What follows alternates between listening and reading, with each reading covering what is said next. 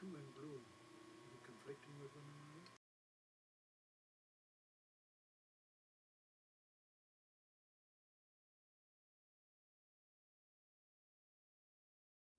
Oh, by the way, like I had been taken prisoner on the 24th of May, Empire Day. Some Empire Day. On the 25th of May, we were turned out of this field and marched, and we marched, and we marched. And it was as hot as hell. I don't know how hot hell is, but it was hot. The sun was furious. And I was thankful for having been made to march on manoeuvres in England, because my feet were in good condition. But the poor conscripts, they suffered hell. Some of them stupidly took off their boots and tried to walk in stocking feet. It didn't last long.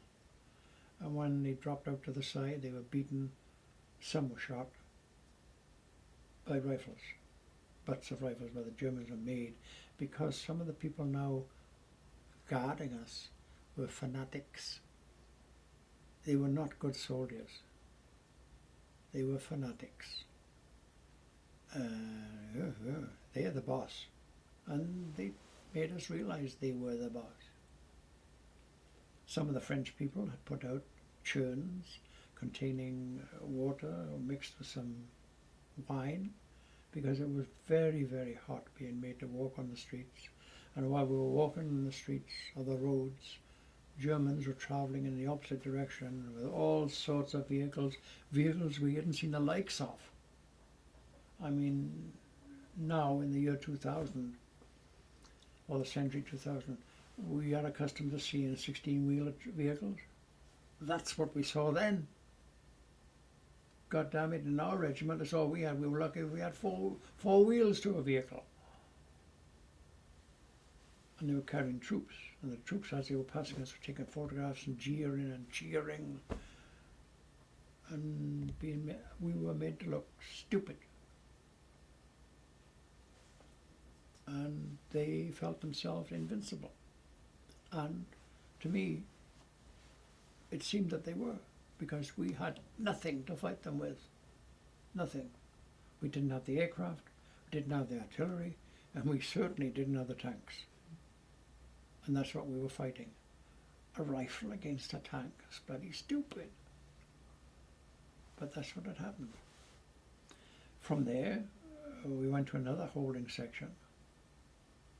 And again overnight, no food, no water, made to get out on the road again, and march in the sweltering sun.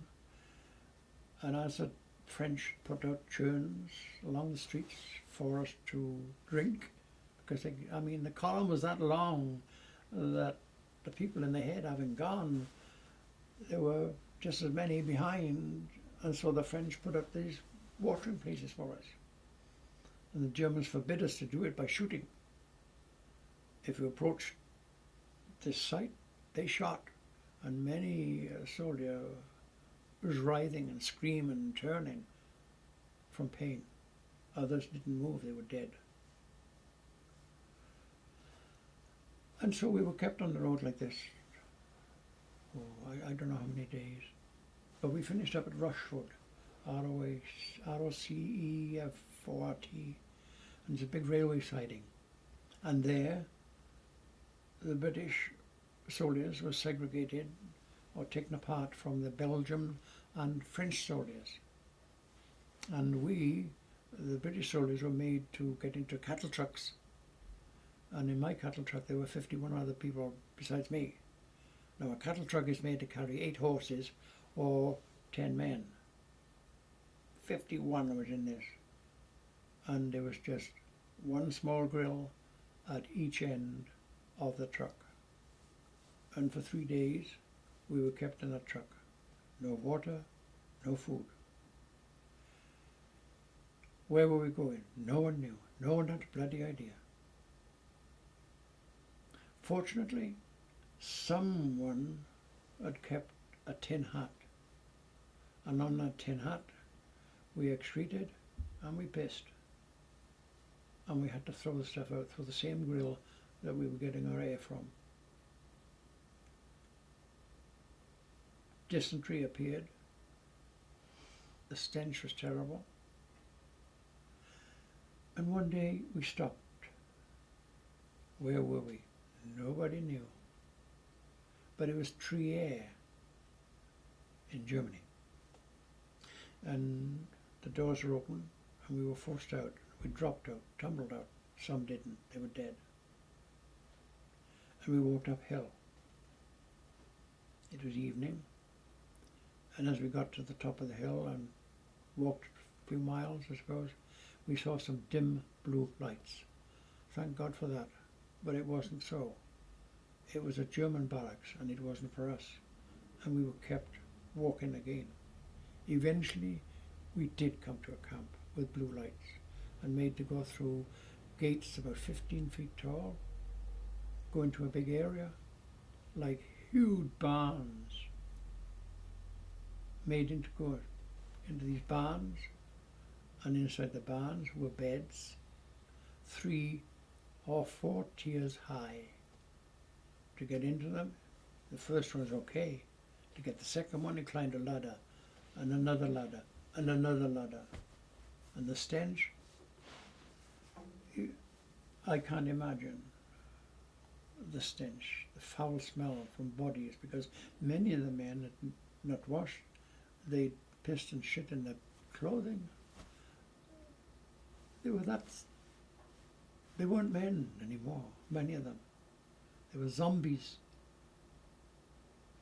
Just zombies. Especially the conscripts, who really had no training, who had really was not fit. Fortunately, and this is what I thank myself, and I have ever since, for all the miles I walked and marched on manoeuvres, I was fit. And I'd been an athlete, my body was in good condition. And that's how I survived the first couple of days. We were in Trier for about 2, maybe 3 days, I can't remember. Then forced out to go back down the hill, back to the railway station. But we ran a gauntlet of the civilians who spit and threw stuff at us as we walked down, because we were the vanquished.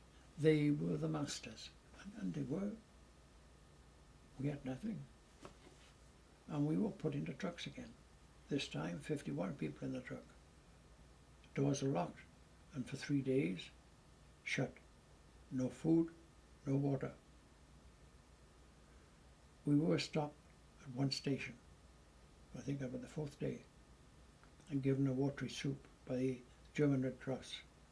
Tumbled back into the van, locked up, and again, bang, bang, bang, boom. I don't know how long we travelled, how many days we travelled, I don't know. But we finished up by the train stopping. The doors were unlocked. Aus, aus, aus, was the German cry, which means now, out. Schnell, schnell, quick, quick. Where the hell are we? We looked around and I saw a sign which read Thorn, T-U-T-O-R-U-N. Where the hell is that?